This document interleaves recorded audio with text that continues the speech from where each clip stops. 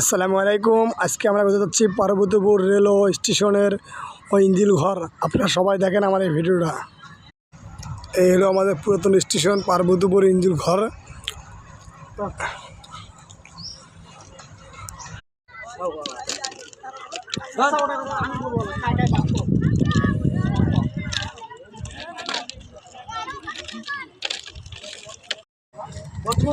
এই হলো আমাদের পার্বতীপুর রেলওয়ে স্টেশনের ইঞ্জিল ঘর। আপনারা ইঞ্জিল ঘরটা অবশ্যই দেখবেন ভালোভাবে, ও দেখে কে কে চেনেন এই ইঞ্জিল ঘরটা পার্বতীপুরে অবশ্যই সবাই কমেন্টে আমার বলে যাবেন। তো আমাদের উত্তরবঙ্গের নামকরা পার্বতীপুর থানা ও দিনাজপুর ডিস্ট্রিক্ট।